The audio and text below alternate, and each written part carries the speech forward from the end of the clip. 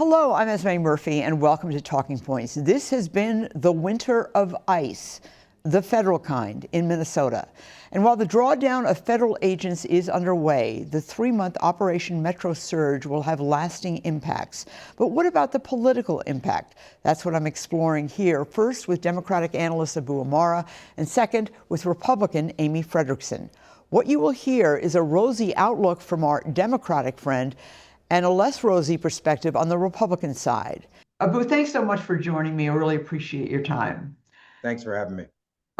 Let me ask you, who's getting the boost from this Operation Metro Surge aftermath? Is it the DFL party or is it Minnesota Republicans?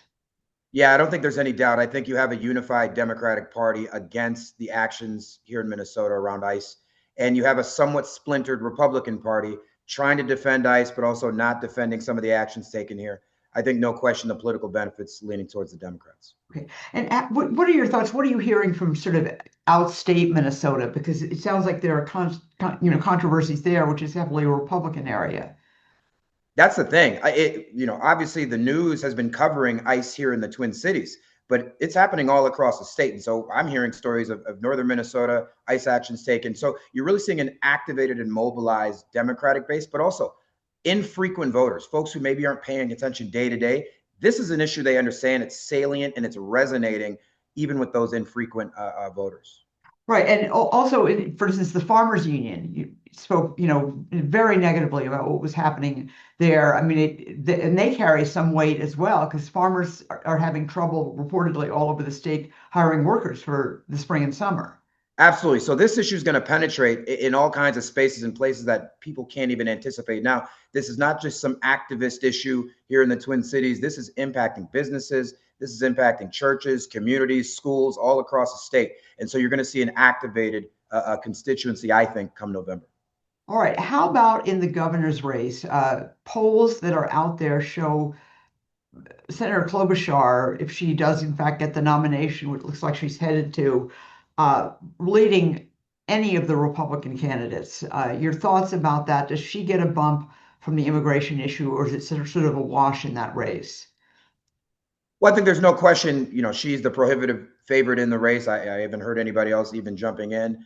But I do think this is going to activate a base that maybe hadn't been there, if fraud and, those other issues had been kind of top of mind. Those will still be things that the Republicans will bring up, of course, because they're real issues. But the fact remains, Amy Klobuchar is in well positioned to win in November. And fraud has really unified the Democratic base. And so at a time where there could be some division, I think it's an issue that really unifies the party and it unifies it around to her benefit. The Democratic candidates for U.S. Senate, you've got two powerhouses. You've got Lieutenant Governor Peggy Flanagan and Representative Angie Craig. Representative Angie Craig has voted for the Laken Riley Act, which requires anyone accused, who's undocumented, who's accused of a crime like burglary, theft, they have to be held, they have to be incarcerated, they have to be held in jail while they're awaiting judicial proceedings. Peggy Flanagan has gone after Angie Craig for that. Do you think that is going to make a difference in terms of who could get the nomination, who could win a primary here? Look, there's no question when you have two Democrats who agree on the vast majority of issues, when you're drawing contrasts, it's going to be issues like this. I do think for some folks, some delegates, for purposes of the endorsement, this may matter. I just don't think that this is going to have a huge impact in the Democratic or DFL primary in August. The reason being is that I think Democrats are unified against not just the Laken Riley Act, we can debate that, but against the way in which the Trump administration has used ICE. And so regardless of the law, I just don't think this is going to be a political issue within the party that's going to move hundreds of thousands of voters. I just don't see it. Emerson College did a poll, and one of the things they looked at was the legislative ballot, a generic legislative ballot. And their findings were that 48.6% said they'd vote DFL, 41.8% GOP. Do you think the entire legislature's up? I mean, it's a big year. What do you think? Yeah, so tying what we talked about a bit earlier, I think that the issues around ICE are going to have a profound impact on down ballot races like the state legislative races you're talking about. Oftentimes there's a gap between the top of the ballot and the bottom of the ballot. Folks will turn out for the top, but they may not vote for the bottom. This is the type of issue that could actually buoy Democrats down ballot for the state House and the state Senate, potentially leading to another trifecta come November. Okay. And that's obviously for the Democrats, that would be just exactly what they would want. There is, though, still a lot of time. And while the immigration and the ICE tactics specifically seem to have overshadowed just for now, just in this window, the fraud issue. Do you see the fraud issue coming back, or do you see another issue emerging that kind of puts the immigration stuff in the back window? Of course, we don't have a crystal ball, but your thoughts?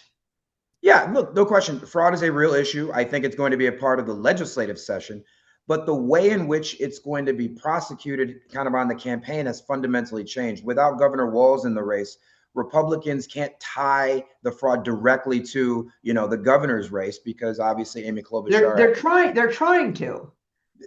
Wishful thinking, I think I'd put it at best. Of course, I mean, it's a real issue and the public cares about it. But the reality is Amy Klobuchar has been in Washington, D.C., has nothing to do with this fraud issue. But I do think you're going to hear her on the campaign talk about what she's going to do to solve these problems.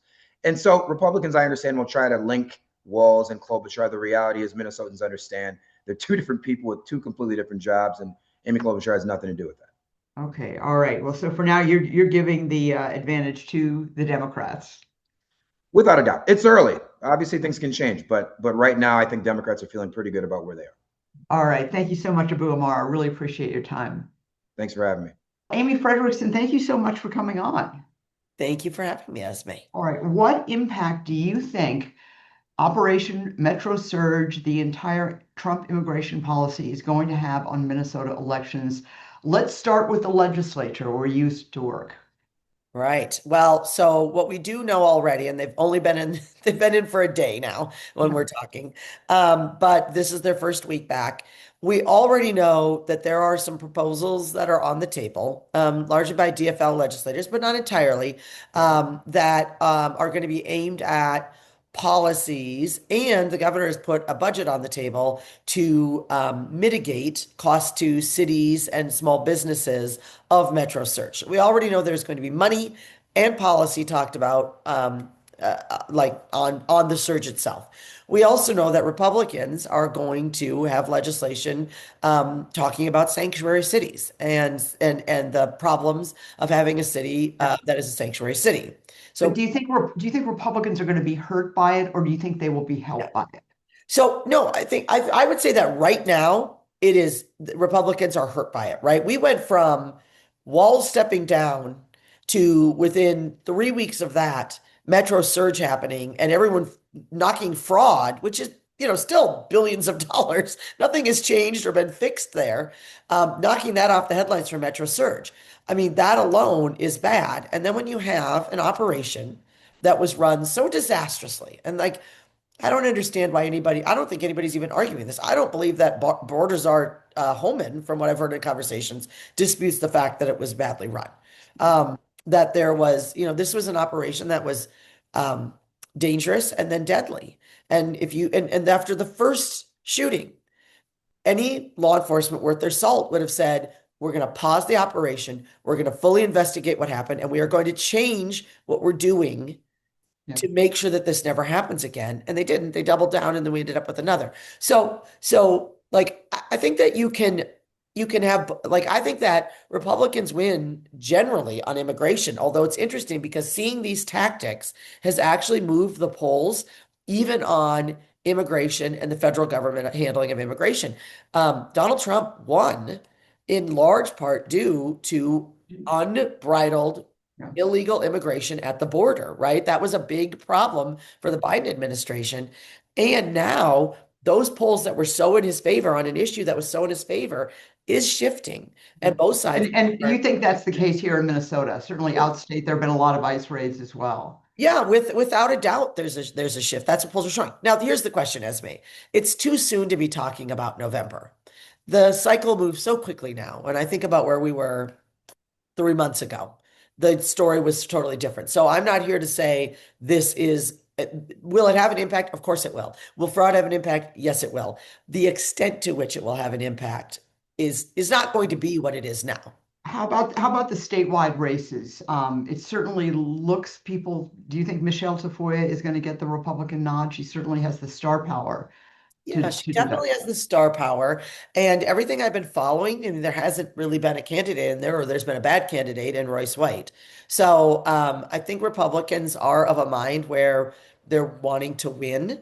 But, ultimately it also depends on who went out to the precinct caucuses, is going to go to their local conventions, who's going to get elected to the state conventions, and are they going to, look at what they have done in the past, which is choose sort of a candidate that seems to mostly agree with them, despite having no experience or electability or plan for a campaign or how to raise money. Or are they going to choose candidates that, Yeah. have How that? about the governor's race and Yeah. sort of the looming presence of Senator Klobuchar? What are Republicans thinking right now? Well, look, I mean, there's no doubt about it. Senator Klobuchar has got the electoral numbers to statewide that can be daunting. I would also say she's not really faced some serious challengers in the last few cycles. So it's a little hard to know, how much that is. And so and right now it does appear that Speaker Dameth is in the lead in both the straw polls and in other polling. It's early, and again, that doesn't necessarily translate. It's kind of hard to poll Republican convention voters. That's really hard. But in general, it does seem to she has the lead. So, that's quite a matchup to my way of thinking. Speaker Dameth and Senator Klobuchar. That's two powerhouse women. I love to see that. I'm excited about that prospect. But it's definitely that's a race. And we obviously will be following this for quite some time. Thank you so much. Bet. Thanks for having me. And that does it for this edition of Talking Points. As always, please email me with any comments or suggestions at esme@cbs.com. Thank you so much for watching. I'm Esme Murphy, WCCO News.